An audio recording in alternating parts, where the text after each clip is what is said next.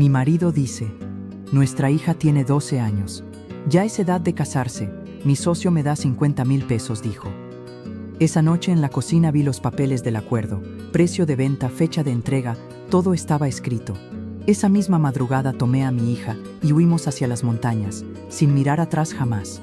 Hoy, 26 años después, voy a contarles cómo salvé a mi niña de ser vendida como ganado y cómo construimos una vida nueva lejos de ese infierno que llamaban tradición. Buenas tardes, mis queridos. Soy Josefina Vargas. Tengo 68 años y nací en un pueblito pequeño en las montañas de Guerrero, cerca de Chilpancingo, donde las tradiciones son más fuertes que las leyes y donde las niñas son consideradas propiedad de sus padres hasta que se convierten en propiedad de sus esposos.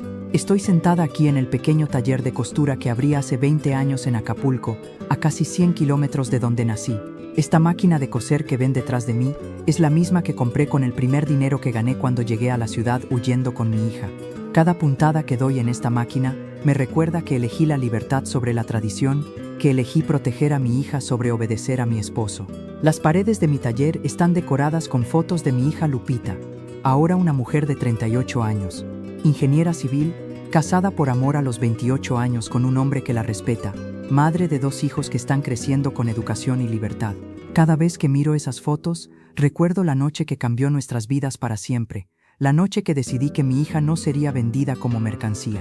En las montañas de Guerrero, especialmente en los pueblos más alejados de las ciudades, existen tradiciones que muchos llaman culturales, pero que en realidad son formas de esclavitud disfrazadas de costumbres. Una de esas tradiciones es el matrimonio de niñas, donde las familias venden a sus hijas a hombres mayores a cambio de dinero, tierras o favores comerciales. Es nuestra cultura, dicen los hombres del pueblo. Así se ha hecho durante generaciones. Justifican las abuelas, pero yo aprendí que ninguna cultura vale más que la vida y la libertad de una niña. Antes de continuar con esta historia difícil, quiero pedirles algo del corazón. Si creen que esta historia necesita ser escuchada, si piensan que hay otras niñas en peligro en este momento, denle me gusta a este video y suscríbanse al canal Relatos de Abuelos. Cada suscripción ayuda a que estos testimonios lleguen a más personas, tal vez a madres que están considerando huir, tal vez a comunidades que necesitan entender que la tradición no justifica el abuso. Y cuéntenme en los comentarios desde dónde me están viendo. ¿Están en México? ¿En otro país? ¿Conocen comunidades donde estas prácticas todavía existen? Su testimonio en los comentarios puede ayudar a crear conciencia sobre este problema que afecta a miles de niñas cada año. Déjenme llevarlos al año 1986, cuando yo tenía 42 años y vivía en un pueblo llamado San Martín de las Flores, a unas 3 horas en camino de tierra desde Chilpancingo. Era un pueblo de apenas 300 habitantes, donde todos se conocían, donde las familias habían vivido durante generaciones, donde los hombres tomaban todas las decisiones y donde las mujeres obedecían sin cuestionar. Mi esposo Rogelio tenía 48 años en ese entonces. Era dueño de una pequeña parcela donde cultivábamos maíz y frijol, y también tenía un negocio de compra-venta de ganado con otros hombres del pueblo. No éramos ricos, pero tampoco pasábamos hambre. Vivíamos en una casa de adobe con techo de lámina, 2 cuartos pequeños, una cocina con fogón de leña y un patio donde teníamos algunas gallinas y un cerdo. Teníamos 3 hijos. Miguel, nuestro hijo mayor de 18 años, que ya trabajaba con su padre en el campo y en el negocio de ganado. Lupita, nuestra hija de 12 años, que era la luz de mis ojos. Y Pedro, el más pequeño de 8 años, que iba a la escuela del pueblo. Lupita era una niña hermosa, con cabello negro largo hasta la cintura, ojos grandes y expresivos, y una risa que iluminaba toda la casa. Era inteligente, curiosa, siempre haciendo preguntas sobre el mundo más allá de las montañas. Le encantaba ir a la escuela, aunque en nuestro pueblo las niñas rara vez estudiaban más allá del 6º grado. Mamá, me decía, cuando sea grande quiero ser maestra como la señorita Ana. Quiero enseñar a otros niños. Tal vez, mijita, le respondía, aunque en el fondo sabía que en nuestro pueblo las niñas no se convertían en maestras, se convertían en esposas. Rogelio era un hombre tradicional, criado en la creencia de que los hombres mandaban y las mujeres obedecían. No era particularmente violento comparado con otros hombres del pueblo, no me golpeaba regularmente como algunos esposos hacían con sus mujeres, pero tenía muy claro que él era el jefe de la familia y que sus decisiones eran finales. Una mujer que contradice a su esposo es una mujer que merece corrección, decía, repitiendo lo que su padre le había enseñado. Nuestra vida era difícil pero relativamente estable hasta que todo cambió en septiembre de 1900. Fue en la fiesta del pueblo, durante las celebraciones de la independencia, que conocí realmente a don Sebastián Cortés. Todos en el pueblo lo conocían de vista. Era uno de los hombres más ricos de la región, dueño de varias parcelas grandes de tierra, ganado y negocios en Chilpancingo. Tenía 45 años, estaba divorciado de su primera esposa y tenía fama de ser mujeriego, aunque en nuestro pueblo eso se consideraba más una virtud masculina que un defecto. Durante la fiesta, noté que don Sebastián observaba a Lupita con una atención que me inquietó. Mi hija estaba jugando con otras niñas, riendo, corriendo, siendo exactamente lo que era, una niña de 12 años. Tu hija está creciendo muy bonita, me dijo don Sebastián cuando me acerqué a buscar a Lupita para que cenara. Gracias, don Sebastián, respondí incómoda. ¿Cuántos años tiene ya? 12, recién cumplidos. Ah, la edad perfecta, dijo con una sonrisa que me heló la sangre. No entendí completamente lo que quería decir hasta 2 semanas después, cuando Rogelio llegó a casa con una expresión que no podía descifrar, una mezcla de orgullo y algo que parecía culpa. Josefina, tenemos que hablar, me dijo mandando a los niños afuera. ¿Qué pasa? Don Sebastián vino a hablar conmigo hoy, al negocio de ganado, y hizo una propuesta muy generosa. ¿Qué tipo de propuesta? Rogelio respiró profundo. Quiere casarse con Lupita. El mundo pareció detenerse. ¿Qué? Don Sebastián quiere a Lupita como esposa. Está dispuesto a pagar 50,000 pesos por ella, más algunas cabezas de ganado, y va a ayudarme a expandir el negocio. ¿Pagar? ¿Estás hablando de vender a nuestra hija? No es vender, Josefina, es un matrimonio tradicional. Así se hacen las cosas en las familias decentes. Lupita tiene 12 años. Es una niña, es una señorita. Ya le bajó su regla el mes pasado, ¿verdad? Eso significa que ya es mujer. Mi abuela se casó a los 11 años, mi madre a los 13. ¿Es normal? ¿Normal? Normal que un hombre de 45 años quiera a una niña de 12. Es un buen partido, Josefina. Don Sebastián es rico, tiene tierras, tiene negocios. Lupita va a vivir mejor con él que con nosotros. ¿Mejor? ¿Vivir con un hombre que podría ser su abuelo?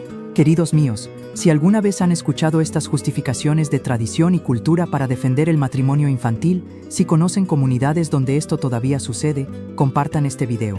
El matrimonio infantil no es cultura, es abuso. Suscríbanse para escuchar cómo luché contra esta tradición que destruye la infancia de miles de niñas. La discusión con Rogelio duró horas. Yo lloraba, suplicaba, argumentaba, pero él ya había tomado su decisión. Ya di mi palabra, Josefina. Ya acepté el trato. El matrimonio va a ser en 2 meses, en noviembre. Don Sebastián quiere tiempo para preparar una boda apropiada. No voy a permitir esto. No es tu decisión. Soy el padre, soy el jefe de esta familia. Lo que yo digo es final. ¿Y si me niego? ¿Y si llevo a Lupita lejos? La expresión de Rogelio se endureció. Si intentas interferir con esto, si intentas llevar a mi hija a cualquier lado, te voy a encontrar y te voy a hacer arrepentir. Y Lupita va a sufrir las consecuencias de tu desobediencia. Era una amenaza directa. En ese momento entendí que mi esposo valoraba más el dinero y el estatus que venían con este matrimonio que el bienestar de nuestra propia hija. Esa noche no dormí. Me quedé despierta pensando en todas las opciones posibles. ¿Podía ir a la policía? En nuestro pueblo, la policía eran 2 hombres que compartían las mismas creencias tradicionales que Rogelio. ¿Podía buscar ayuda en la iglesia? El padre del pueblo había bendecido docenas de matrimonios similares. ¿Podía pedir ayuda a mi familia? Mis padres habían muerto años antes, y mis hermanos vivían lejos y compartían las mismas creencias que Rogelio.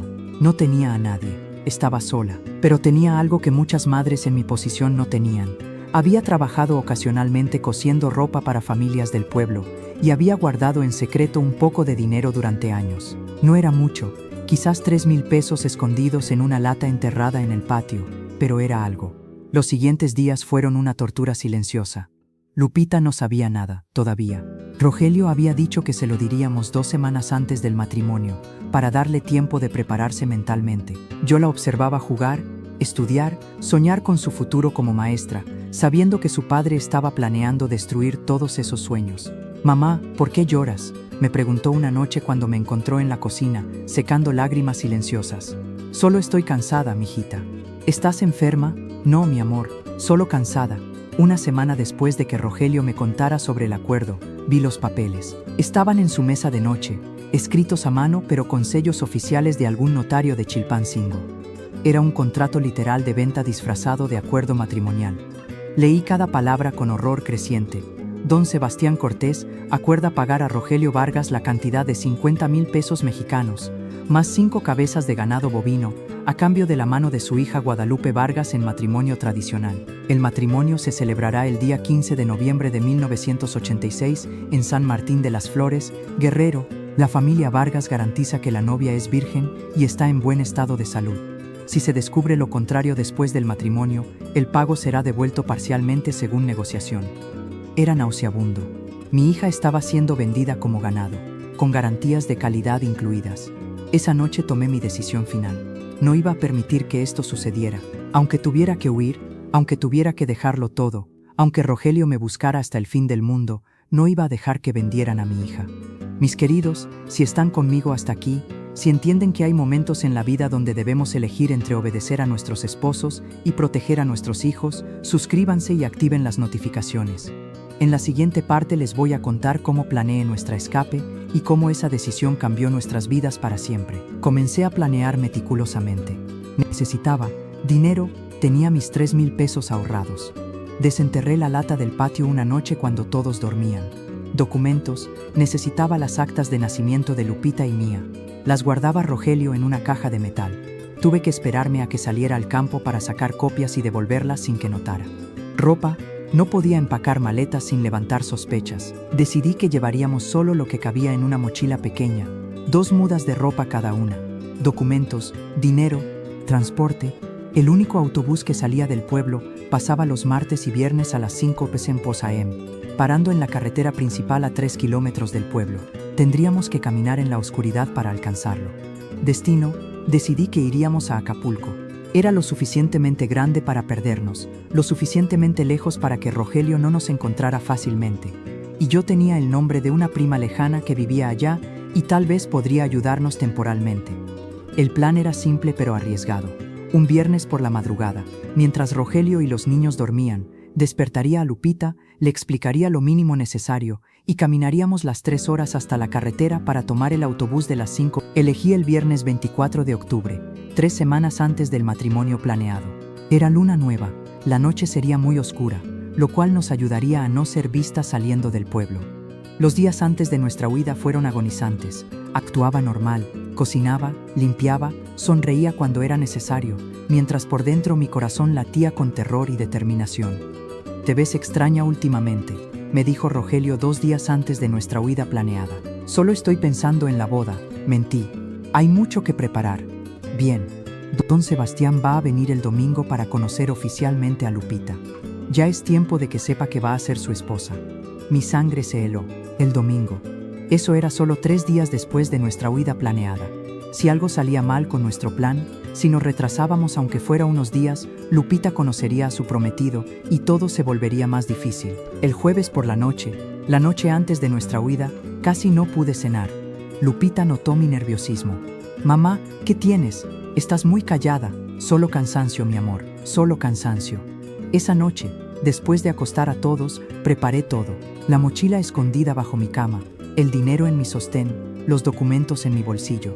Me acosté vestida, fingiendo dormir mientras esperaba que el reloj marcara las 12 a.m.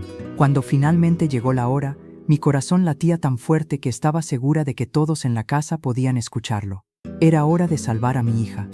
Mis queridos, hemos llegado al momento de la huida desesperada de una madre protegiendo a su hija. Si han estado conmigo hasta aquí, si entienden que el amor de madre es más fuerte que cualquier tradición o amenaza, denle me gusta a este video y suscríbanse a Relatos de Abuelo. Comenten libertad si creen que ninguna niña debe ser vendida como mercancía. Ahora déjenme contarles cómo fue esa noche aterradora que cambió nuestras vidas para siempre. A las 2:15 de la madrugada del viernes 24 de octubre de 1986 me levanté silenciosamente de la cama donde Rogelio roncaba profundamente. Había bebido más tequila de lo normal esa noche, lo cual era perfecto para nuestros planes. Tomé la mochila de debajo de mi cama, verifiqué una vez más que tenía todo: dinero, documentos, ropa, una botella de agua, algo de pan y queso. Caminé descalza hacia el cuarto que Lupita compartía con Pedro. Mi hijo menor dormía profundamente en su petate, pero Lupita estaba despierta, mirando el techo, casi como si hubiera estado esperándome. «Mamá», susurró cuando me acerqué. «¿Qué pasa?» «Shh, mijita», le dije, arrodillándome junto a ella. «Necesito que confíes en mí». Necesito que te vistas ahora, sin hacer ruido, y que vengas conmigo. ¿A dónde? Lejos, muy lejos de aquí. ¿Por qué? ¿Qué está pasando? Podía ver el miedo en sus ojos, pero también confianza. Durante 12 años, yo había sido la única persona en su vida que siempre la protegía, que siempre estaba de su lado. Te lo voy a explicar todo cuando estemos seguras. Por ahora, solo confía en mí. ¿Puedes hacer eso? Ella asintió. En 5 minutos estaba vestida con su ropa más cómoda, pantalones, camisa de manga larga, zapatos cerrados buenos para caminar. ¿Y Pedro?, preguntó mirando a su hermanito. Pedro se queda. Solo podemos irnos tú y yo. ¿Y Miguel? Miguel ya es un hombre. Está del lado de tu padre. Mamá, me estás asustando. Lo sé, mi amor, pero necesito que seas valiente. ¿Puedes ser valiente para mí? Sí, mamá. Salir de la casa fue la parte más aterradora. Cada tabla del piso que crujía sonaba como un disparo en el silencio de la madrugada. Cuando pasamos por el cuarto donde Rogelio dormía, contuve la respiración. Si se despertaba ahora, todo estaría perdido. Pero seguía roncando, perdido en su borrachera. Llegamos a la puerta principal.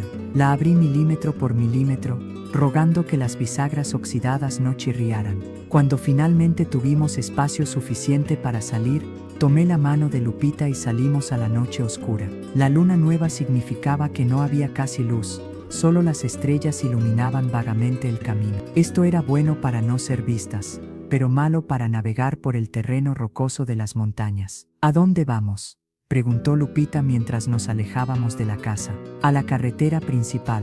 Hay un autobús que pasa a las 5 de la mañana p.m. ¿Y después? Después vamos a Acapulco, a empezar una vida nueva. ¿Por qué, mamá? ¿Qué pasó? Era hora de decirle la verdad, al menos parte de ella. Mijita, comencé mientras caminábamos por el sendero que bajaba del pueblo hacia la carretera. Tu padre hizo un trato que yo no puedo permitir. ¿Qué tipo de trato? Un trato para casarte con don Sebastián. Incluso en la oscuridad, pude sentir cómo Lupita se detenía bruscamente. ¿Qué? Tu padre acordó que te casarías con don Sebastián en 3 semanas. Por dinero. Don Sebastián el viejo, el que tiene como 100 años, tiene 45. Pero sí, ese don Sebastián. Mamá, yo no quiero casarme. Yo quiero ser maestra. Tengo 12 años. Lo sé, mi amor. Por eso estamos huyendo. Por eso te estoy sacando de aquí antes de que tu padre pueda venderte como si fueras ganado. Lupita comenzó a llorar mientras caminábamos, lágrimas silenciosas que podía sentir más que ver en la oscuridad. ¿Papá realmente me vendió? Sí, mijita, por 50,000 pesos y algunas vacas. ¿Y tú qué dijiste? Le dije que no lo permitiría, y él me amenazó. Dijo que si intentaba interferir, me haría arrepentir. ¿Y Pedro? ¿Y Miguel? ¿Los vamos a volver a ver? No lo sé, mi amor. Espero que sí, algún día. Pero por ahora, nuestra prioridad es estar seguras y lejos. Queridos míos, si alguna vez han tenido que elegir entre su familia completa y la seguridad de uno de sus hijos, si han experimentado ese dolor de dejar atrás a algunos para salvar a otros, compartan este video. Las madres a veces tenemos que tomar decisiones imposibles. Suscríbanse para escuchar cómo continuó nuestra huida desesperada. El camino desde nuestro pueblo hasta la carretera principal normalmente tomaba 1 hora caminando de día. En la oscuridad, con Lupita tropezando ocasionalmente con rocas que no podía ver, nos tomó casi 2 horas. Cada sonido me hacía sobresaltar. El aullido de un coyote en la distancia, el crujir de ramas cuando algún animal nocturno se movía cerca del sendero, el viento silbando entre las montañas. Todo sonaba como perseguidores, como Rogelio despertando y descubriendo que nos habíamos ido. Mamá, estoy cansada, dijo Lupita cuando llevábamos caminando casi 1 hora. Lo sé, mi amor, pero tenemos que seguir. El autobús no nos va a esperar. Y si no llegamos a tiempo, llegaremos. Tenemos que llegar. Alrededor de las 4:30 de la mañana, finalmente vimos las luces de la carretera principal abajo en el valle.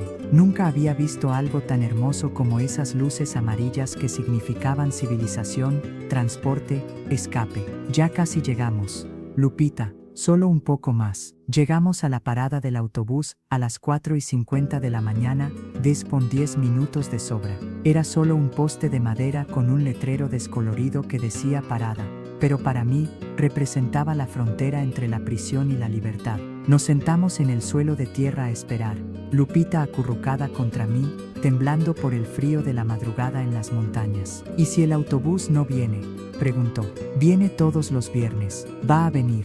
¿Y si papá nos alcanza? No nos va a alcanzar. Probablemente ni siquiera se ha despertado todavía. Pero incluso mientras decía esas palabras, miraba nerviosamente hacia el camino que habíamos bajado, esperando ver luces de linternas o escuchar voces de búsqueda.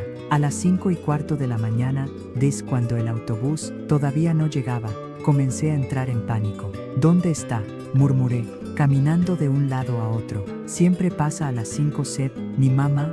Mira, dijo Lupita señalando hacia el camino. Luces. Mi corazón se hundió. Alguien venía del pueblo. Nos habían descubierto. Rogelio nos había seguido. Escóndete detrás de esos arbustos, le dije a Lupita, empujándola hacia un grupo de matorrales al lado de la carretera. Las luces se acercaban. Era una camioneta, bajando por el mismo camino que habíamos usado. Cuando se acercó lo suficiente, reconocí el vehículo. Era la camioneta de don Sebastián.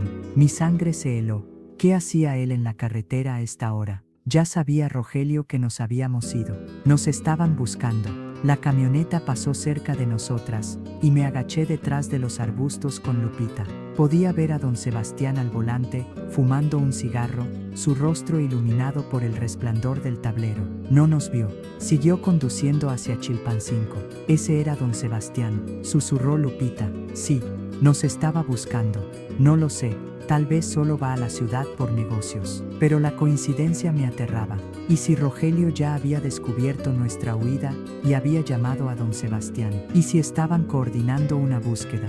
A las 5:30 de la mañana, con 5 final motor diésel del autobús, subiendo por la carretera desde Chilpancingo. Nunca había estado tan feliz de ver un autobús viejo y destartalado en mi vida. Ahí está, gritó Lupita. El autobús se detuvo con un chirrido de frenos. La puerta se abrió y un conductor de mediana edad nos miró con curiosidad. ¿A dónde van tan temprano, señora? A Acapulco, dije, subiendo rápidamente y jalando a Lupita detrás de mí. Son 45 pesos por persona. Saqué el dinero de mi bolsillo y pagué. El conductor me dio los boletos y señaló hacia los asientos vacíos. El autobús estaba casi vacío. Solo había 3 pasajeros más. Un hombre mayor que dormía en la parte trasera, una mujer joven con un bebé y un estudiante con mochila grande. Nos sentamos cerca de la puerta, por si acaso necesitábamos salir rápidamente. Lupita se acurrucó contra mí, y sentí como su cuerpo finalmente se relajaba un poco. ¿Ya estamos seguras?, preguntó. Todavía no, pero estamos más cerca. El autobús arrancó, alejándose de San Martín de las Flores, alejándose de Rogelio, alejándose de don Sebastián y su dinero sucio.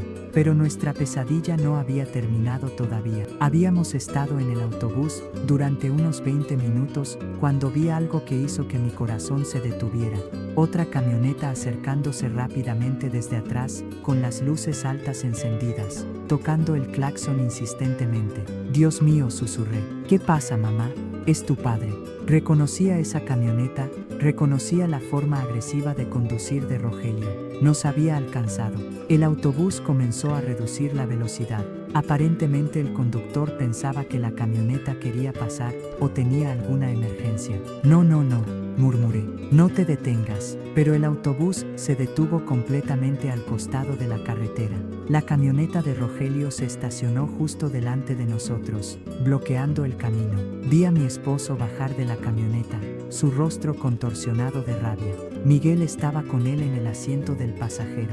Mamá, tengo miedo, dijo Lupita agarrando mi brazo. Yo también, mi amor. Yo también, mi amor. Yo también. Rogelio subió al autobús, su presencia llenando el espacio pequeño con amenaza y violencia. Josefina, gruñó, baja del autobús ahora, y trae a mi hija. Los otros pasajeros nos miraban con una mezcla de curiosidad e incomodidad. El conductor parecía confundido. Señora, me preguntó, conoce a este hombre, es mi esposo, admití. Entonces, esto es un asunto familiar. Voy a tener que pedirles que bajen para resolver esto afuera del autobús. No, dije, mi voz más firme de lo que esperaba. No vamos a bajar. Josefina, la voz de Rogelio era peligrosamente baja. No me hagas subir ahí y sacarte por la fuerza delante de toda esta gente. Intenta tocarnos y voy a gritar, dije, mi voz ahora alta y clara. Voy a gritar y decirle a todos aquí lo que intentaste hacer. Voy a decirles que vendiste a tu propia hija de 12 años a un hombre de 45. Hubo un silencio tenso. Los otros pasajeros ahora nos miraban con más atención. ¿Qué dijo?, preguntó la mujer joven con el bebé. Dije que mi esposo vendió a nuestra hija de 12 años a un hombre de 45 años por dinero, y yo la estoy salvando. Mis queridos, hemos llegado al momento de la confrontación en el autobús donde tuve que elegir entre el silencio y la verdad. Si han estado conmigo hasta aquí, si entienden que a veces gritar la verdad en público es la única manera de protegernos, denle me gusta a este video y suscríbanse a Relatos de Abuelos. Comenten verdad si creen que exponer el abuso públicamente puede salvar vidas. Ahora déjenme contarles cómo esos momentos en el autobús determinaron nuestro destino. La atmósfera en el autobús cambió completamente después de mis palabras. Los pasajeros que antes nos miraban con curiosidad pasiva, ahora miraban a Rogelio con algo entre horror y disgusto. ¿Es verdad eso?, preguntó el conductor, mirando a Rogelio con expresión dura. ¿Vendió a su hija? Es un asunto familiar, respondió Rogelio, su rostro rojo de vergüenza y rabia. Esta mujer no entiende nuestras tradiciones. En nuestro pueblo no me importan sus tradiciones, interrumpió el conductor. Vender niñas no es tradición, es crimen. No la estoy vendiendo, gritó Rogelio. Es un matrimonio arreglado, algo que se ha hecho durante generaciones. Esta mujer me está avergonzando con mentiras. ¿Mentiras?, dije, mi voz temblando pero clara. ¿Los papeles en tu mesa de noche son mentiras? ¿El contrato que dice 50,000 pesos más 5 cabezas de ganado a cambio de Guadalupe Vargas es mentira? Cállate, mujer, siseó Rogelio. No me voy a callar. Ya me callé durante 24 años de matrimonio. Ya me callé cada vez que tomabas decisiones sin consultarme. Pero no me voy a callar cuando se trata de vender a mi hija como si fuera ganado. La mujer joven con el bebé habló. Señora, ¿necesita ayuda? Yo vivo en Acapulco. Conozco lugares donde pueden recibir ayuda. Esto no es asunto tuyo, le dijo Rogelio amenazadoramente. Cualquier cosa que involucre vender niñas es asunto de todos, respondió ella sin intimidarse. El estudiante con la mochila también intervino. Señor, yo estudio Derecho en la universidad.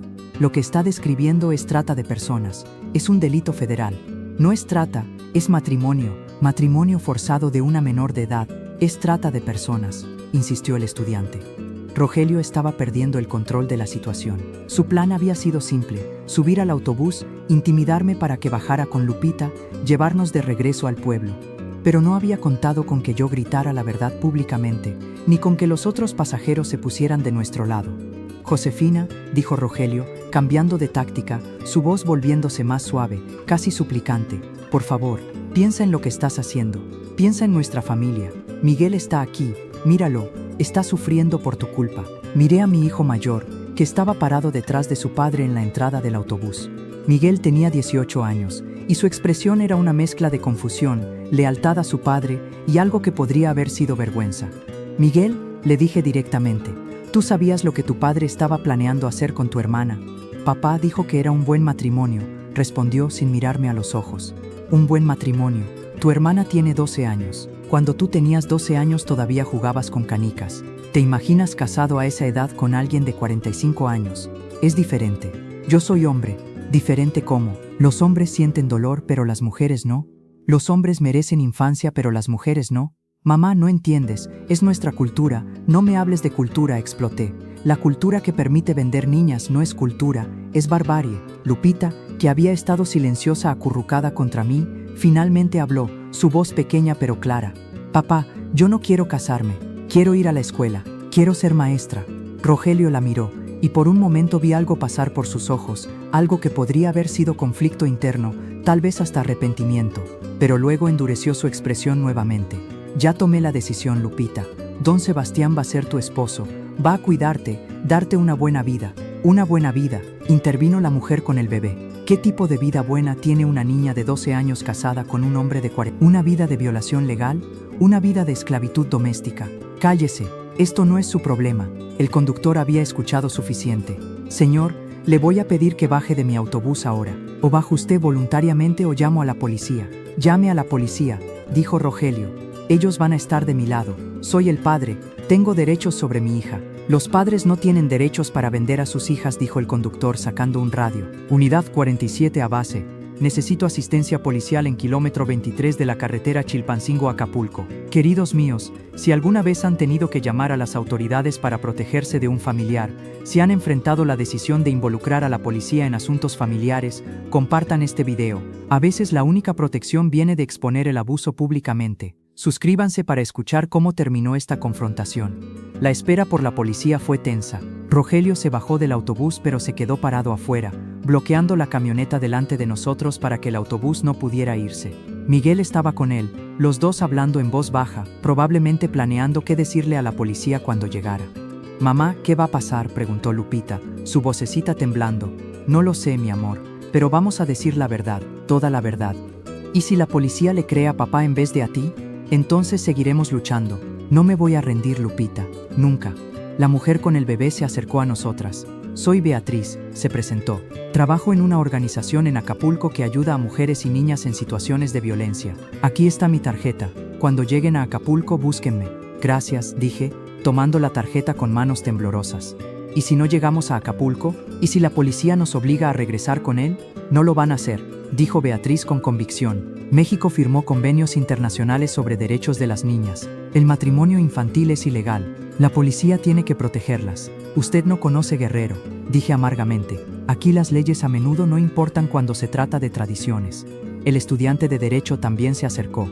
«Yo soy testigo de todo lo que pasó aquí. Si necesitan, puedo dar testimonio de que usted está protegiendo a su hija de un matrimonio forzado». «¿Por qué nos están ayudando?», pregunté. «Ni siquiera nos conocen». «Porque es lo correcto», respondió simplemente. «Y porque si todos miramos para otro lado cuando vemos abuso, somos cómplices». Después de 20 minutos que parecieron horas, llegó una patrulla de la policía estatal. 2 oficiales bajaron, un hombre de mediana edad y una mujer más joven. «¿Cuál es el problema aquí?», preguntó el oficial masculino. Rogelio inmediatamente se acercó a ellos. «Oficial, gracias por venir. Mi esposa se llevó a mi hija sin mi permiso. Necesito que las regresen a casa». «¿Y por qué se las llevó?», preguntó la oficial femenina, mirándome a través de la ventana del autobús. «Está loca», dijo Rogelio. «No entiende nuestras tradiciones familiares». «¿Qué tipo de tradiciones?», presionó la oficial. «Asuntos privados, asuntos de familia». La oficial subió al autobús y se acercó a nosotras. «Señora, ¿puede explicarme qué está pasando?». Respiré profundo. Este era el momento. O la policía nos protegería o nos obligaría a regresar a nuestro infierno. «Oficial, mi nombre es Josefina Vargas. Esta es mi hija Lupita. Tiene 12 años. Mi esposo hizo un acuerdo para casarla con un hombre de 45 años llamado Sebastián Cortés a cambio de 50,000 pesos y ganado.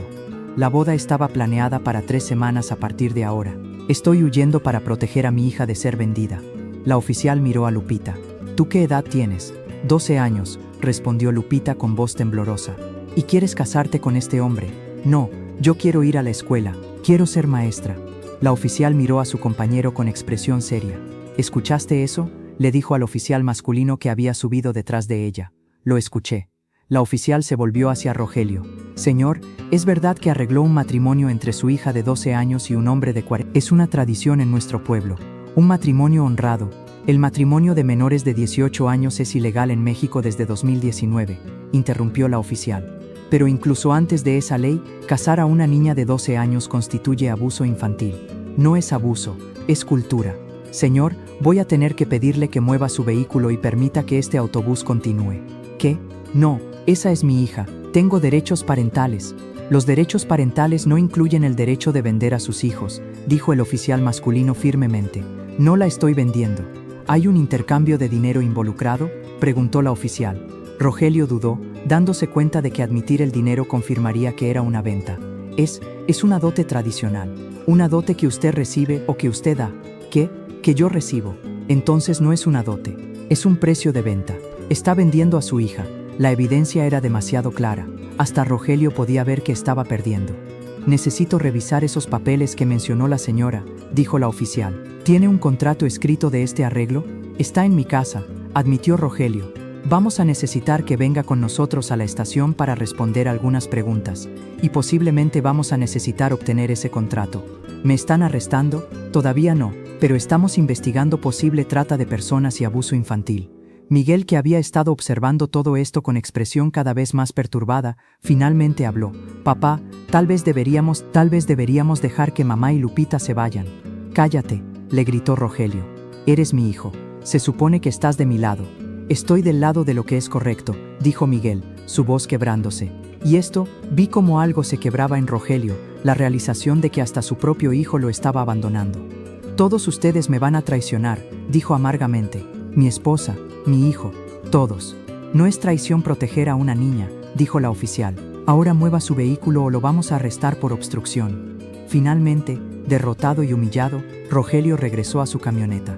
Pero antes de subir, me miró a través de la ventana del autobús. Esto no termina aquí, Josefina, dijo, su voz cargada de amenaza. Vas a arrepentirte de avergonzarme así. Ya me arrepentí durante 24 años de casarme contigo, respondí. No me puedes hacer arrepentir más. Rogelio arrancó la camioneta y se alejó con Miguel. Los oficiales tomaron nuestros datos, nos dieron un número de caso y nos dijeron que probablemente nos contactarían para testimonios adicionales. ¿Tienen dónde quedarse en Acapulco?, preguntó la oficial. Tengo una prima que tal vez pueda ayudarnos temporalmente. Aquí está la información de servicios sociales, dijo dándome una tarjeta. Pueden ayudarlas con refugio temporal, asesoría legal, todo lo que necesiten. Gracias, oficial. Señora Vargas, hizo lo correcto al huir. Salvó a su hija. Esas palabras me hicieron llorar por primera vez desde que empezó toda esta pesadilla. Lloré de alivio, de miedo liberado, de gratitud porque alguien en posición de autoridad finalmente nos había creído y protegido. El autobús finalmente continuó su viaje hacia Acapulco. Lupita se durmió contra mi hombro, exhausta por las emociones de las últimas horas. Yo me quedé despierta, mirando por la ventana mientras las montañas de Guerrero gradualmente daban paso a paisajes más bajos, más cercanos al mar. Habíamos escapado. Por ahora, estábamos seguras. Pero sabía que la parte más difícil apenas estaba comenzando.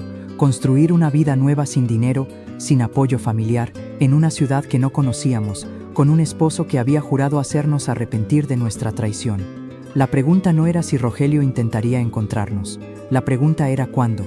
Mis queridos, hemos llegado al momento donde comenzamos nuestra nueva vida en Acapulco, sin nada más que esperanza y determinación. Si han estado conmigo hasta aquí, si entienden que escapar es solo el primer paso y que reconstruir es aún más difícil, denle me gusta a este video y suscríbanse a Relatos de Abuelos. Comenten reconstrucción si creen que las mujeres podemos levantarnos desde cero. Ahora, déjenme contarles cómo fue enfrentar la realidad de ser refugiadas en nuestra propia tierra. Llegamos a Acapulco alrededor del mediodía de ese viernes. La terminal de autobuses era un caos de gente, ruido, vendedores ambulantes gritando sus productos, taxis tocando el claxon. Para Lupita, que había pasado toda su vida en un pueblo de 300 habitantes, era abrumador. Mamá, hay tanta gente, dijo, agarrando mi mano con fuerza. Lo sé, mi amor, pero eso es bueno para nosotras. Entre más gente, más fácil es desaparecer. Tenía la tarjeta de Beatriz, la mujer del autobús que trabajaba en una organización de ayuda. También tenía el nombre y dirección aproximada de mi prima Elisa, a quien no había visto en casi 15 años, pero que era mi única conexión en esta ciudad enorme. Primero decidí buscar a mi prima. Tomamos un taxi colectivo hacia la colonia que tenía anotada en un papel viejo. El taxista, un hombre mayor con bigote gris, nos miró con curiosidad. ¿Primera vez en Acapulco?, preguntó. Sí, respondí cautelosamente. ¿Vienen de turismo? Algo así. Pues les deseo suerte. Acapulco es hermosa, pero también puede ser dura con quien no la conoce. No sabía cuán proféticas serían esas palabras. La dirección que tenía para mi prima resultó ser un edificio de departamentos de 4 pisos en una colonia popular llamada Zapata. Subimos las escaleras hasta el 3er piso, nuestras piernas todavía cansadas de la caminata nocturna de la madrugada. Toqué la puerta del departamento 3 Pito. Una mujer abrió, pero no era Elisa. Era más joven, tal vez de 30 años, con un bebé en brazos. ¿Buscan a alguien?, preguntó. Busco a Elisa Vargas. Soy su prima Josefina. Ah, doña Elisa ya no vive aquí. Se mudó hace como 2 años. Mi corazón se hundió. ¿Sabe a dónde se fue? No, lo siento. El dueño del edificio tal vez tenga información, pero no sé si se la va a dar. Gracias de todas formas. Bajamos las escaleras sintiéndome derrotada. Mi único contacto familiar en Acapulco había desaparecido, y no tenía forma de encontrarla en una ciudad de casi 1 millón de habitantes. ¿Y ahora qué hacemos, mamá?, preguntó Lupita, viendo mi expresión desanimada. Ahora buscamos a Beatriz, dije, sacando su tarjeta. La señora del autobús. La organización donde trabajaba Beatriz era nuestra última esperanza. Tomamos otro taxi colectivo hacia el centro de Acapulco. La tarjeta de Beatriz decía Centro de Apoyo a Mujeres y Niñas de Guerrero KMNG. La dirección era en una calle cerca del Zócalo. Encontramos el lugar después de preguntar direcciones varias veces. Era un edificio modesto de 2 pisos con un letrero discreto. Entramos a una sala de espera pequeña donde había otras 3 mujeres sentadas, 2 con niños pequeños. Una recepcionista nos atendió. ¿En qué les puedo ayudar? Busco a Beatriz. Ella me dio su tarjeta esta mañana en un autobús. Dijo que podría ayudarnos. Beatriz Mendoza. No sé su apellido. Es una mujer joven con un bebé. Ah, sí. Beatriz está en el 2º piso. Déjenme llamarla. Esperamos nerviosamente. Después de unos minutos, Beatriz bajó las escaleras, todavía cargando a su bebé. Josefina, Lupita, dijo con una sonrisa genuina. Me alegra que vinieran. ¿Llegaron bien? ¿Tuvieron más problemas con su esposo? No, la policía lo detuvo en la carretera. Logramos llegar a Acapulco, pero mi voz se quebró. No tenemos dónde quedarnos. Mi prima que vivía aquí se mudó. Vengan arriba, dijo Beatriz, poniéndonos una mano en el hombro. Vamos a encontrar soluciones. Nos llevó a una oficina en el 2º piso donde nos sentamos en sillas de plástico frente a un escritorio de metal viejo. Beatriz abrió una carpeta y comenzó a hacer preguntas mientras tomaba notas. ¿Cuánto dinero tienen? Como 2,500 pesos. Gasté 500 en transportes y comida. ¿Documentos? Tengo nuestras actas de nacimiento nada más. ¿Habilidades laborales? Sé coser, cocinar, limpiar. No tengo educación formal más allá de 3º de primaria. Lupita está inscrita en la escuela. Estaba en 6º grado en nuestro pueblo. Beatriz asintió mientras escribía. Está bien, vamos a trabajar con esto. Primero, refugio temporal. Tenemos un albergue asociado donde pueden quedarse gratis hasta por 3 meses mientras se estabilizan. Un albergue es seguro, limpio.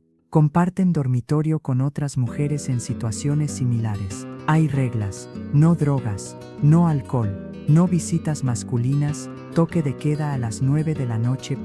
Podemos vivir con esas reglas. Segundo, vamos a inscribir a Lupita en una escuela pública cerca del albergue. Va a necesitar uniformes útiles. Tenemos un fondo pequeño para ayudar con eso. No sé cómo agradecerle. No me agradezca todavía. La parte difícil apenas empieza. Josefina, su esposo sabe que están en Acapulco. Nos vio subir al autobús que venía para acá, así que probablemente sí.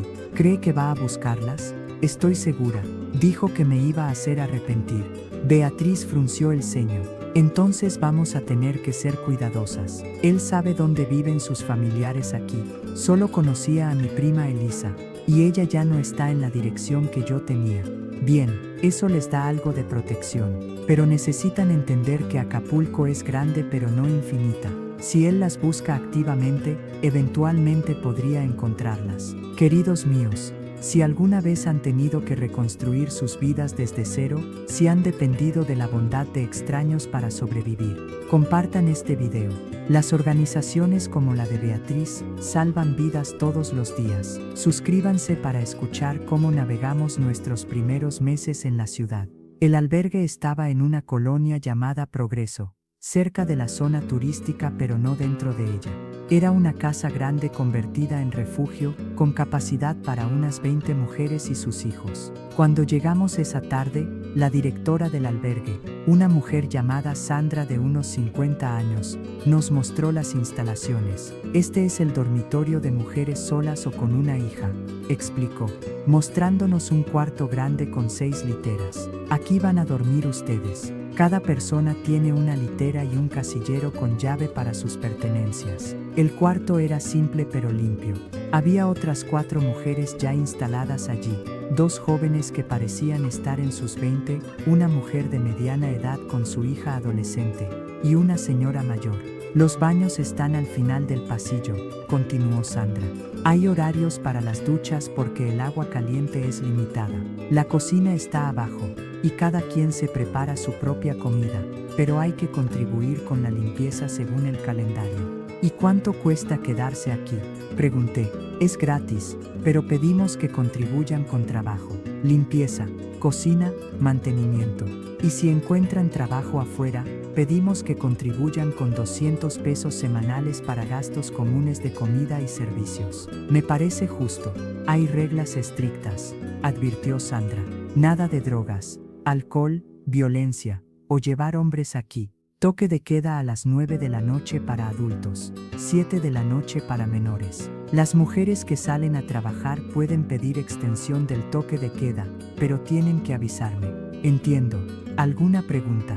¿Cuántas de las mujeres aquí están huyendo de matrimonios forzados?, pregunté. Sandra miró alrededor para asegurarse de que nadie más escuchaba. Más de las que te imaginas. Tú no eres la primera madre que llega aquí huyendo con su hija de una tradición familiar. Esas palabras me dieron algo de consuelo. No estábamos solas en esta experiencia. Esa primera noche en el albergue, mientras Lupita dormía en la litera de arriba y yo en la de abajo, escuché las historias susurradas de las otras mujeres en el cuarto. Cada una había llegado ahí huyendo de algo: violencia doméstica, pobreza extrema, familias abusivas, situaciones que sonaban tan terribles o peores que la nuestra. Los primeros días en Acapulco fueron de ajuste y supervivencia. Al segundo día, Beatriz me ayudó a inscribir a Lupita en la escuela primaria Benito Juárez, a unas 6 cuadras del albergue. La directora fue comprensiva cuando le expliqué nuestra situación. Vemos muchos casos como el suyo, me dijo. Niñas que llegan de comunidades rurales huyendo de matrimonios forzados. Les vamos a dar todo el apoyo que necesiten. Lupita estaba nerviosa su primer día de clases. Era la única niña nueva en 6º grado. Y sus compañeros de clase eran mucho más sofisticados, más acostumbrados a la vida urbana. ¿Y si no les caigo bien?, me preguntó esa mañana mientras la ayudaba a ponerse el uniforme usado que el albergue nos había dado. Les vas a caer bien, porque eres inteligente, amable y fuerte. Y si no les caes bien, no importa, estás ahí para aprender, no para hacer amigas. Pero resultó que sí hizo amigas. Lupita tenía esa habilidad especial de conectar con la gente, y para el final de su primera semana, ya tenía 3 amigas que caminaban con ella de regreso al albergue. Mientras Lupita estaba en la escuela, yo buscaba trabajo. No era fácil. Tenía 42 años, sin educación formal, sin referencias laborales, sin experiencia en nada excepto trabajo doméstico y costura básica. ¿Experiencia en restaurantes?, me preguntaban. No. ¿Experiencia en limpieza comercial? Solo he limpiado mi propia casa. ¿Referencias? No tengo. Después de 2 semanas de rechazos constantes, finalmente encontré trabajo en una tortillería. El dueño, don Armando, necesitaba a alguien para ayudar con la producción de tortillas, empaque y atención al público. El salario era mínimo, 150 pesos al día por 10 horas de trabajo, pero era algo. Empieza mañana a las 5 de la mañana, me dijo don Armando, y no llegues tarde. No tolero impuntualidad. Ese trabajo cambió mi vida. Era duro, físicamente agotador. Mis manos se quemaban constantemente con el comal caliente, y el calor de la tortillería en el clima húmedo de Acapulco era insoportable. Pero era mi trabajo, mi dinero, mi independencia. Con mi primer pago semanal de 900 pesos, después de darle 200 al albergue, pude comprar un par de zapatos nuevos para Lupita. Sus zapatos del pueblo estaban destruidos, algunos útiles escolares que necesitaba, un cuaderno para mí, donde empecé a escribir mis pensamientos y planes. Pero nuestra nueva vida tenía una sombra constante, el miedo a ser encontradas. Un mes después de nuestra llegada a Acapulco, estaba trabajando en la tortillería cuando una mujer entró preguntando por mí. Josefina Vargas, preguntó. Mi sangre se heló. ¿Quién pregunta? soy del Kamenegi, trabajo con Beatriz. Ella me mandó a avisarle que alguien estuvo en la oficina preguntando por usted. ¿Quién? Un hombre de Guerrero. Dijo que era su esposo y que estaba buscándola porque usted se había llevado a su hija sin permiso. ¿Qué le dijeron? Beatriz le dijo que no teníamos información sobre ninguna Josefina Vargas, pero él dejó un número de teléfono en caso de que apareciera. Rogelio nos estaba buscando. Sabía que estábamos en Acapulco. Era solo cuestión de tiempo antes de que nos encontrara. ¿Qué debo hacer?, pregunté, sintiendo pánico. Beatriz dice que vengas a la oficina después del trabajo. Hay que hacer un plan. Esa noche, en la oficina del Kamenegi, Beatriz y yo discutimos opciones. Pueden quedarse en Acapulco, pero van a tener que ser extremadamente cuidadosas, dijo. No usar sus nombres completos públicamente, variar sus rutas, estar alertas. Oeste pueden irse a otra ciudad, más lejos, Ciudad de México, Guadalajara, Monterrey. Lupita apenas se está adaptando aquí. Tiene amigas en la escuela. Yo tengo trabajo, lo sé, pero también tienen a un hombre buscándolas que juró hacerlas arrepentir. Era una decisión imposible, estabilidad o seguridad. Decidí que nos quedaríamos en Acapulco, pero seríamos más cuidadosas que nunca. Esa decisión casi nos costó todo. Mis queridos, hemos llegado al momento donde la amenaza de ser encontrada se convirtió en realidad. Si han estado conmigo hasta aquí, si entienden que huir no garantiza seguridad permanente, denle me gusta a este video y suscríbanse a Relatos de Abuelos. Comenten vigilancia si saben lo que es vivir mirando constantemente sobre el hombro. Ahora déjenme contarles cómo el pasado nos alcanzó cuando menos lo esperábamos. 3 meses después de nuestra llegada a Acapulco, habíamos establecido una rutina que nos daba cierta sensación de normalidad.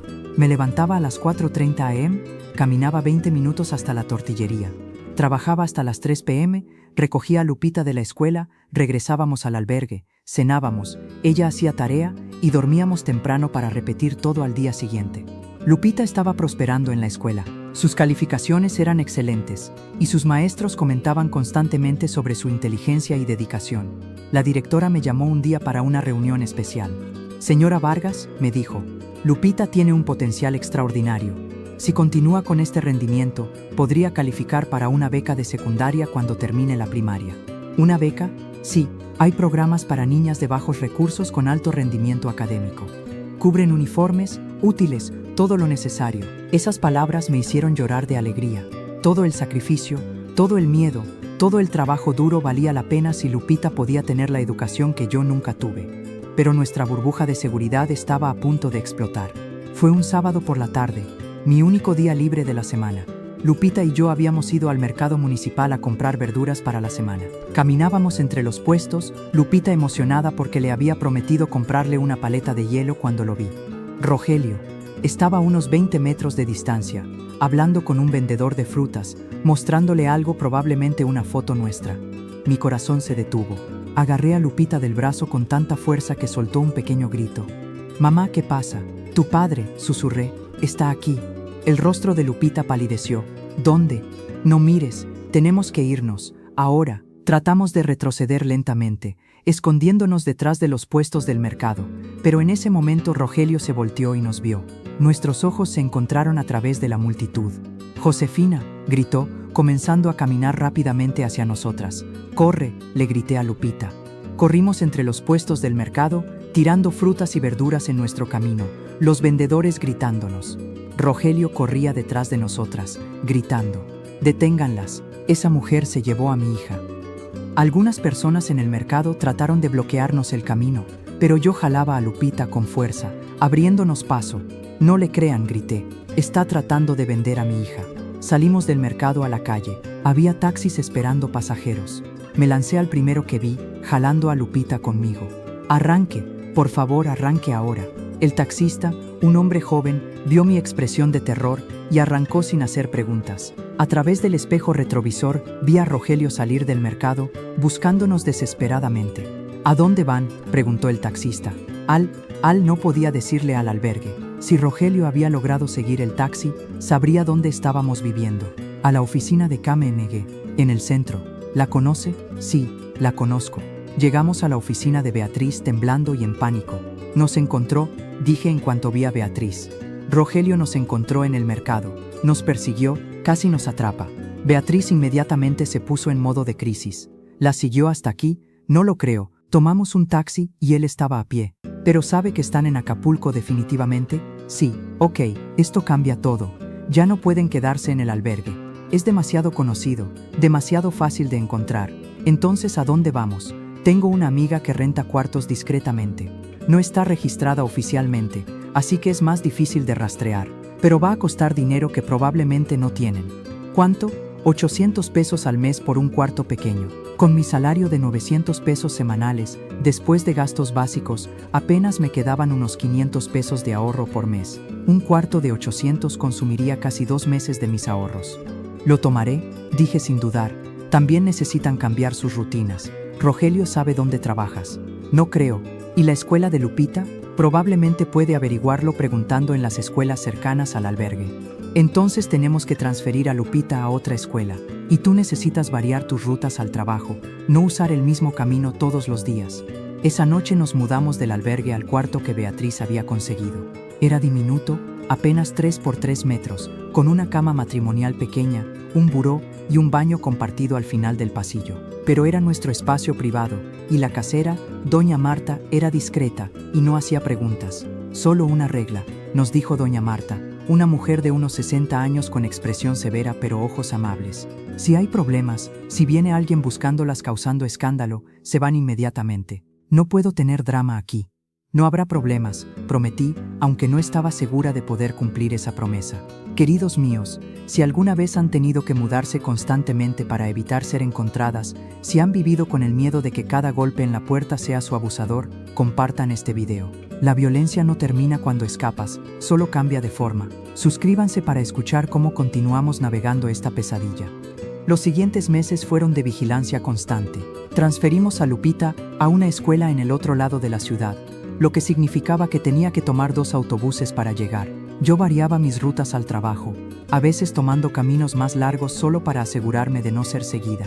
Pero el encuentro en el mercado había cambiado algo fundamental en nosotras. Lupita desarrolló ansiedad severa. Tenía pesadillas todas las noches, gritaba en sueños, se despertaba sudando y temblando.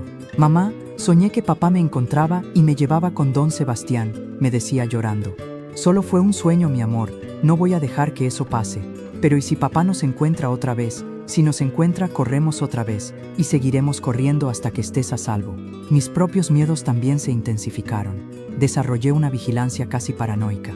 Cada hombre de mediana edad que veía en la calle me hacía detenerme y observar. Era Rogelio. Nos estaba siguiendo. En el trabajo, me sobresaltaba cada vez que entraba un cliente nuevo.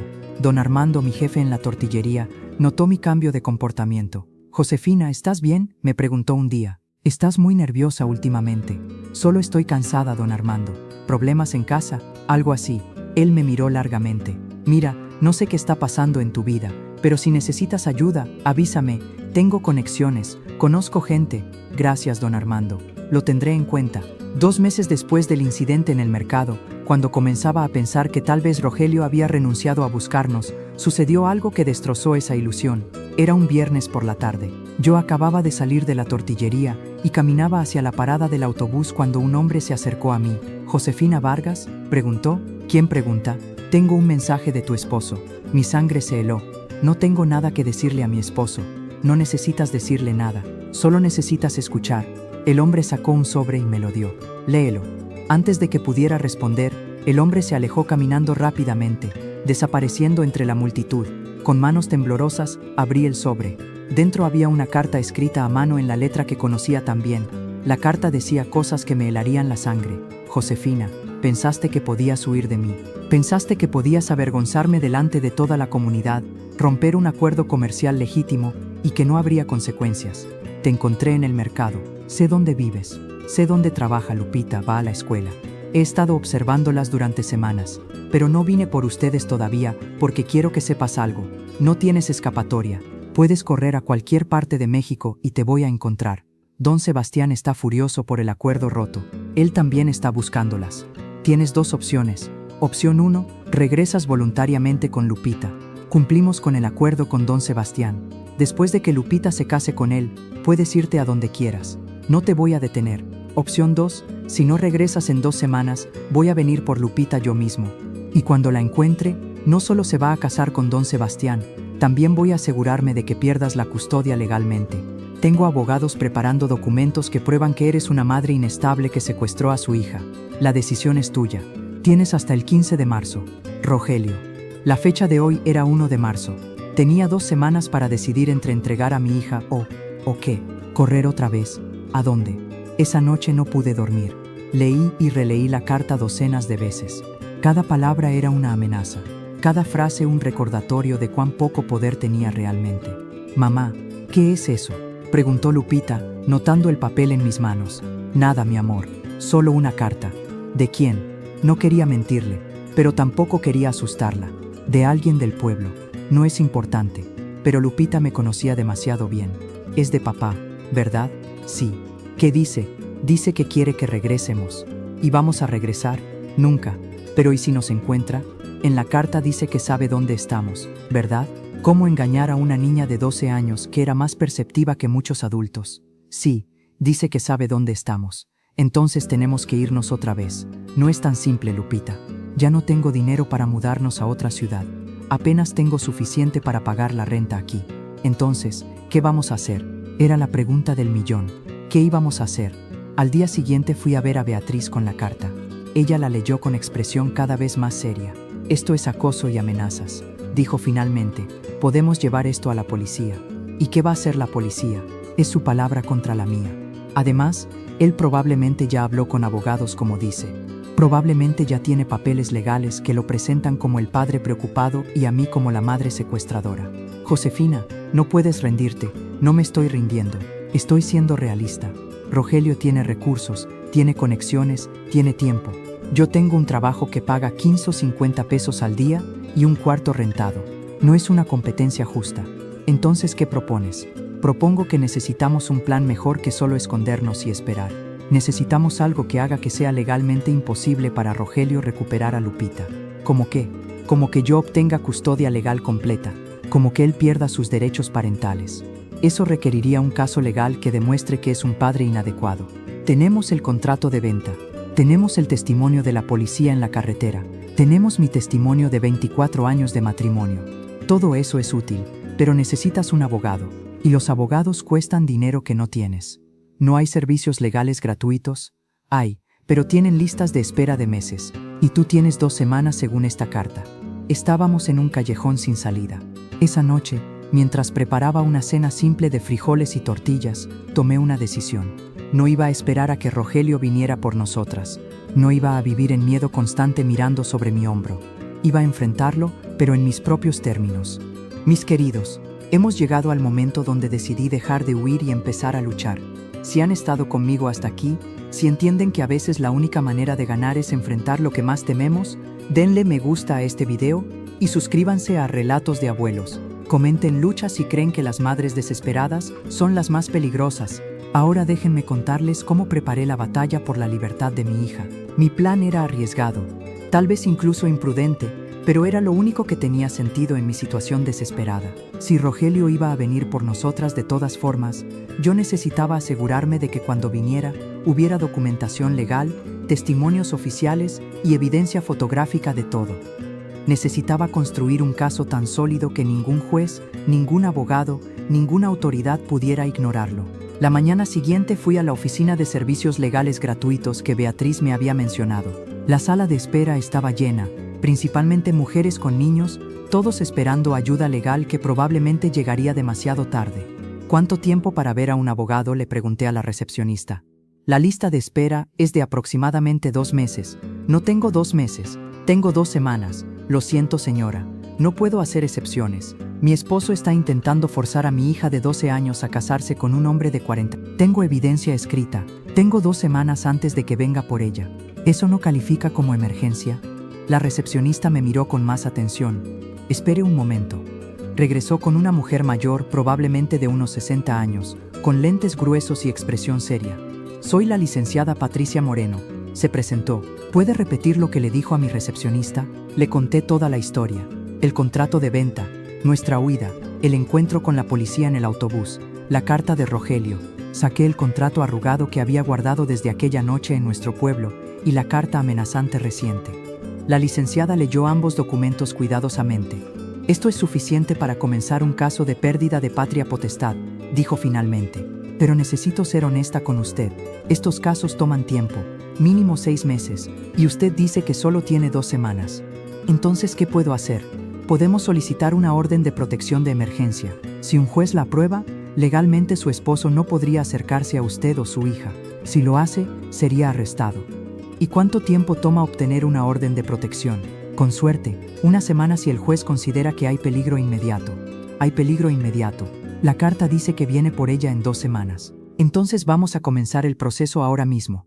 Los siguientes días fueron un torbellino de papeleo y declaraciones. La licenciada Moreno me hizo escribir una declaración detallada de los 24 años de mi matrimonio, el control, la toma de decisiones unilateral, el contrato de venta de Lupita, las amenazas después de nuestra huida.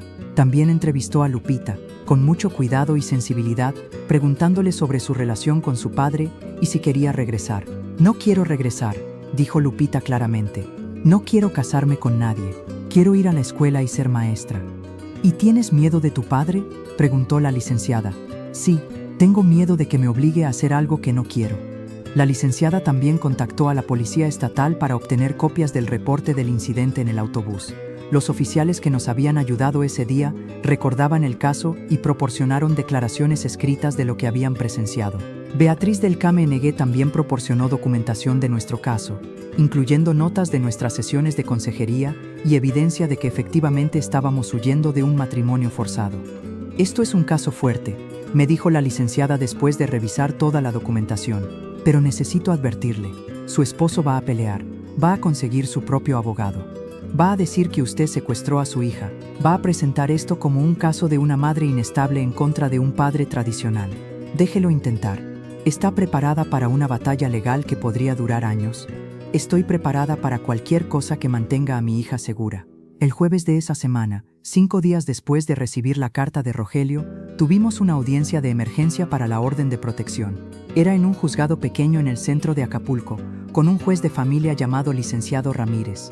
La licenciada Moreno presentó toda nuestra evidencia, el contrato de venta, las declaraciones de la policía, mi testimonio escrito, el testimonio de Lupita, la carta amenazante de Rogelio. El juez leyó todo cuidadosamente, sus cejas subiéndose más con cada documento. ¿El padre está presente?, preguntó. No, su señoría, respondió la licenciada. No fue citado para esta audiencia de emergencia. Esta es solo para determinar si hay peligro inmediato que justifique una orden de protección temporal. ¿La niña está aquí? Sí, su señoría. Quisiera hablar con ella en privado. Lupita entró a la oficina del juez, y durante 20 minutos que me parecieron horas, conversaron a solas. Cuando salió, Lupita tenía los ojos rojos de llorar, pero también había una expresión de determinación en su rostro. El juez nos llamó de vuelta. Queridos míos, si alguna vez han tenido que exponer su vida privada ante un juez, si han tenido que convencer a extraños de que su miedo es real, compartan este video. El sistema legal puede ser intimidante, pero a veces es nuestra única protección. Suscríbanse para escuchar la decisión del juez que cambió todo. He revisado la evidencia presentada, comenzó el juez Ramírez, y he hablado extensamente con la menor, basándome en el contrato que claramente muestra un intercambio monetario por la mano de una niña de 12 años, las declaraciones de la policía estatal, y especialmente la carta reciente que constituye amenaza directa. Voy a emitir una orden de protección temporal. Sentí que podía respirar por primera vez en días. Esta orden prohíbe a Rogelio Vargas acercarse a menos de 500 metros de Josefina Vargas o Guadalupe Vargas. También le prohíbe contactarlas directamente o a través de terceros. Si viola esta orden, será arrestado inmediatamente. ¿Pero qué pasa si él no sabe de la orden?, preguntó la licenciada. Él vive en Guerrero. La orden será enviada a la dirección que tienen en archivo. También será publicada en el sistema judicial para que cualquier policía pueda verificarla. Si el señor Vargas se acerca a ellas, ustedes llaman al 911 inmediatamente. Gracias, su señoría. Sin embargo, continuó el juez, quiero ser claro, esta es una orden temporal válida por 60 días. Durante ese tiempo, habrá una audiencia completa donde el señor Vargas tendrá oportunidad de presentar su versión. Si no comparece, la orden se vuelve permanente. Si comparece, ambas partes presentarán evidencia y yo decidiré el caso de custodia. Entiendo, su señoría. Señora Vargas, me dijo el juez directamente, ¿entiende que esto puede escalar? Su esposo puede traer abogados, puede presentar contrademandas, puede volverse muy complicado. Lo entiendo, su señoría. Pero prefiero una batalla legal que entregar a mi hija.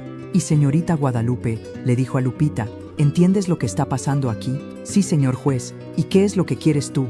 Quiero quedarme con mi mamá, quiero ir a la escuela, no quiero casarme con nadie.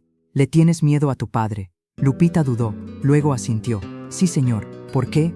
Porque me vendió como si fuera una vaca. Y porque mamá dice que él está enojado con nosotras. El juez asintió. Está bien, por ahora te vas a quedar con tu mamá, y hay una orden legal que dice que tu papá no puede acercarse a ustedes. ¿Eso te hace sentir más segura? Un poco, solo un poco. Mamá dice que papá no siempre obedece las reglas. Esa respuesta hizo que el juez me mirara. ¿Tiene razones para creer que su esposo no respetará la orden judicial? Mi esposo es un hombre que cree que las tradiciones de su pueblo son más importantes que las leyes de México, su señoría. No sé si un papel va a detenerlo. Entonces sugiero que sean extremadamente cuidadosas. Cambien sus rutinas, manténganse en lugares públicos, tengan siempre el teléfono a mano para llamar a la policía. Salimos del juzgado con la orden de protección, pero yo sabía que era solo una batalla ganada, no la guerra. ¿Qué va a pasar cuando papá reciba la orden?, me preguntó Lupita mientras caminábamos hacia la parada del autobús. Probablemente se va a enojar mucho, y después tiene dos opciones, obedecer la orden y dejarnos en paz, o violarla y ser arrestado. ¿Cuál crees que va a elegir? Honestamente, no lo sé, mi amor, pero tenía una sospecha terrible de que Rogelio no iba a obedecer. Un hombre que había vendido a su propia hija, que había escrito cartas amenazantes, que nos había perseguido por meses, no era un hombre que respetaría un pedazo de papel con sello oficial. 2 días después de que se emitiera la orden de protección, sucedió algo que confirmó mis peores temores. Estaba trabajando en la tortillería cuando don Armando me llamó a su oficina. Josefina, un hombre vino preguntando por ti ayer después de que te fuiste. Mi corazón se hundió. ¿Qué tipo de hombre? De mediana edad, de guerrero por el acento. Dijo que era tu esposo y que necesitaba hablar contigo urgentemente. ¿Qué le dijo? Le dije que no conocía a ninguna Josefina, pero volví a verlo esta mañana, parado en la esquina, observando la tortillería. Don Armando, necesito decirle algo. Le conté toda la historia, el matrimonio forzado, nuestra huida, la orden de protección que acabábamos de obtener. Don Armando escuchó todo sin interrumpir. Cuando terminé, se quedó en silencio por un momento. ¿Sabes qué es lo peor de este país?, dijo finalmente. Que historias como la tuya son tan comunes que ya ni nos sorprenden. ¿Me va a despedir por traer problemas? ¿Despedirte?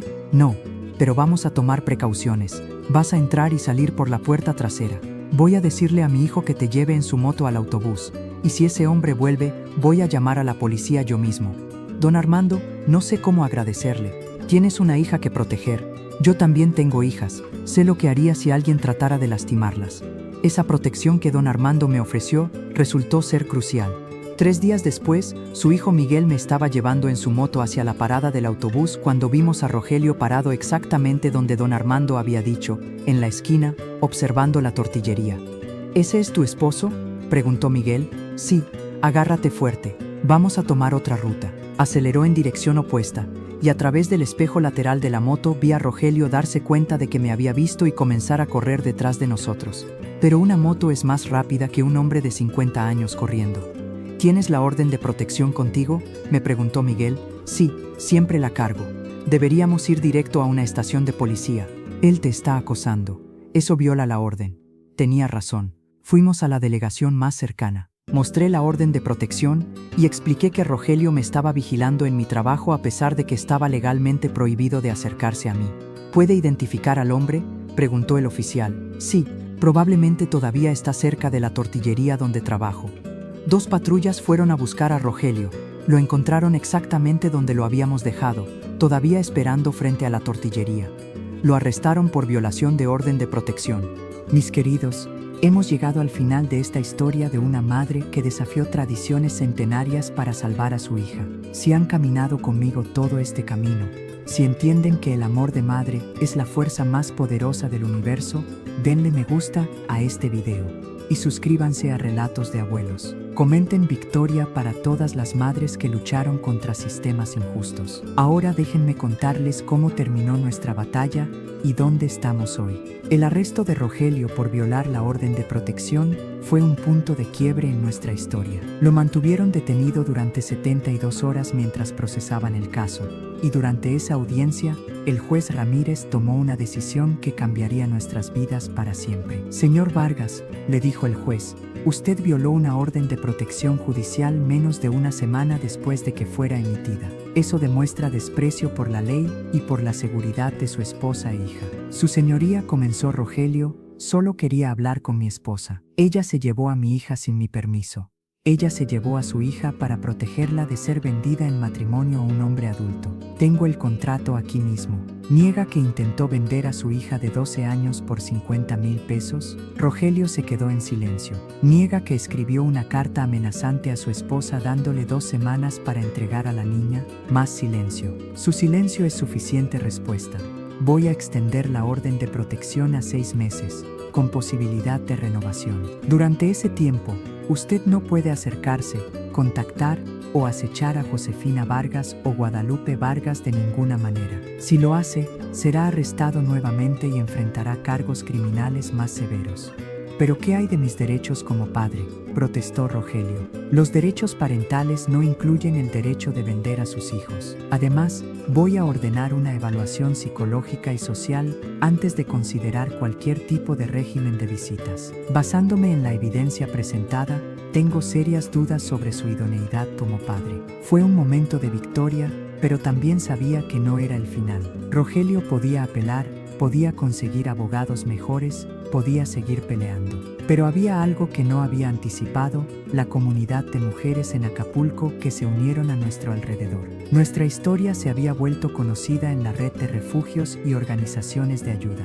Beatriz del Carmen Enqui organizó una conferencia de prensa pequeña donde yo conté nuestra historia públicamente por primera vez. Varios medios locales la cubrieron y de repente nuestra situación ya no era un secreto privado. Madre huye de Guerrero para salvar a hija de 12 años de matrimonio forzado, decía el titular del periódico local. La atención mediática trajo algo inesperado, solidaridad y ayuda. Una abogada de Ciudad de México, especializada en derechos de las niñas, se ofreció a representarnos pro bono en el caso de custodia. Una psicóloga infantil se ofreció a trabajar con Lupita gratuitamente para ayudarla a procesar el trauma. Una organización de mujeres empresarias creó un fondo pequeño para ayudarnos con gastos legales. No están solas, me dijo la abogada de Ciudad de México, licenciada Fernanda García, cuando la conocí por primera vez. Hay miles de niñas en México enfrentando situaciones similares. Al luchar por Lupita, están luchando por todas ellas. El caso de custodia formal se llevó a cabo 6 meses después del arresto de Rogelio. Para entonces teníamos un caso abrumadoramente sólido. Documentación del contrato de venta, testimonios de la policía, evaluación psicológica que mostraba que Rogelio veía a Lupita como propiedad, no como hija, testimonio de Lupita, ahora de 13 años, articulando claramente que no quería contacto con su padre, evidencia de que Rogelio había violado múltiples órdenes de protección. Mi propio testimonio de 24 años de matrimonio controlador. Rogelio apareció en la audiencia con un abogado de Chilpancingo que intentó argumentar que todo era un malentendido cultural. En las comunidades indígenas y rurales de Guerrero, argumentó su abogado, los matrimonios arreglados son parte de la tradición ancestral. Mi cliente no estaba vendiendo a su hija, estaba siguiendo prácticas culturales centenarias. La licenciada García destrozó ese argumento. Su señoría México ratificó la Convención sobre los Derechos del Niño en 1993. Eso significa que ninguna tradición cultural puede justificar el matrimonio de menores. Además, esto no fue un matrimonio arreglado tradicional. Fue una transacción comercial explícita. El contrato literalmente lista un precio de venta y condiciones de NTRGA. El juez tomó solo 20 minutos para deliberar. He revisado toda la evidencia presentada, anunció. Es claro para mí que el señor Rogelio Vargas intentó vender a su hija menor de edad en lo que solo puede describirse como trata de personas doméstica. Sus acciones posteriores, acoso, amenazas, violación de órdenes de protección, demuestran que representa un peligro para el bienestar de la menor. Por lo tanto, otorgo custodia completa de Guadalupe Vargas a su madre, Josefina Vargas. Los derechos parentales de Rogelio Vargas quedan suspendidos indefinidamente. No habrá régimen de visitas. Si en el futuro el señor Vargas desea solicitar algún tipo de contacto con su hija, deberá demostrar primero que ha completado tratamiento psicológico y que entiende los derechos fundamentales de los niños. Lupita, sentada a mi lado, apretó mi mano con fuerza. Estábamos llorando, pero eran lágrimas de alivio, de victoria, de libertad finalmente asegurada. Queridos míos, si alguna vez han ganado una batalla legal contra un sistema que parecía imposible de vencer, si han visto justicia donde parecía que no la habría, compartan este video. Cada victoria importa, cada niña salvada es una victoria contra tradiciones que dañan. Suscríbanse para escuchar cómo nuestras vidas continuaron después de esta victoria. Los años siguientes fueron de reconstrucción y sanación. Con la custodia legalmente establecida, finalmente podíamos relajarnos, planear el futuro sin el terror constante de ser separadas. Lupita terminó la primaria con honores y, tal como la directora había predicho, calificó para una beca completa de secundaria. Después vino la preparatoria, donde destacó especialmente en matemáticas y ciencias. Mamá, me dijo cuando tenía 16 años, ya no quiero ser maestra. ¿No? ¿Qué quieres ser? Quiero ser abogada. Como la licenciada García, quiero ayudar a otras niñas como yo. Esas palabras me llenaron de un orgullo indescriptible. Mientras Lupita crecía y prosperaba, yo también construía una vida nueva. Con el tiempo ahorré suficiente dinero de mi trabajo en la tortillería para comprar una máquina de coser usada. Comencé a hacer arreglos de ropa en casa por las noches, después del trabajo. Don Armando, al ver mi dedicación, me ofreció un aumento y me hizo supervisora de la tortillería. Con el ingreso adicional, pude mudarme de nuestro cuarto diminuto a un departamento pequeño de 2 recámaras. Tengo mi propio cuarto, dijo Lupita emocionada el día que nos mudamos. Puedo estudiar sin que la luz te moleste cuando duermes. Fueron pequeñas victorias, pero cada una significaba progreso, estabilidad, normalidad. En 2011, cuando Lupita tenía 18 años, tomó una decisión que la haría más segura. Cambió su apellido legalmente de Vargas a Mendoza, el apellido de soltera de mi madre. Ya no quiero llevar su apellido, me explicó. Quiero empezar completamente nueva. Ese mismo año, Lupita fue aceptada en la Universidad Autónoma de Guerrero para estudiar Derecho. La ironía de que regresara al estado que habíamos huido no se nos escapó. ¿Estás segura de que quieres ir allá?, le pregunté cuando recibió la carta de aceptación. Mamá, quiero estudiar en Guerrero precisamente porque es donde más se necesitan abogadas que entiendan estos temas. Es donde están las niñas que necesitan ayuda. Mi hija se había convertido en una guerrera. Durante sus años universitarios, Lupita se involucró profundamente en activismo. Trabajó con organizaciones que combatían el matrimonio infantil, dio charlas en comunidades rurales sobre derechos de las niñas, ayudó a otras familias a navegar el sistema legal para escapar de situaciones similares a la nuestra. ¿Sabes cuántas?, me preguntó una vez durante una visita a casa. ¿Sabes cuántas niñas en Guerrero todavía son vendidas o casadas forzadamente cada año? ¿Cuántas? Miles, mamá. Y la mayoría no tiene el valor que tú tuviste de huir. No fue valor, fue desesperación. ¿Cuál es la diferencia? El resultado fue el mismo: me salvaste. Se graduó en 2008 con honores y comenzó a trabajar inmediatamente en una ONG que se especializaba en casos de matrimonio infantil y trata de personas. Su primer caso fue ayudar a una madre de Oaxaca que estaba huyendo con su hija de 11 años de un matrimonio arreglado. Es como nuestra historia, me dijo Lupita después de ganar ese caso. Cada vez que ayudo a una familia, siento que estoy pagando la deuda de todas las personas que nos ayudaron a nosotras. En 2012, Lupita fue invitada a testificar ante el Congreso mexicano sobre la necesidad de leyes más fuertes contra el matrimonio infantil. Ver a mi hija, ahora una mujer de 28 años, hablando con confianza y autoridad frente a legisladores, fue uno de los momentos más orgullosos de mi vida.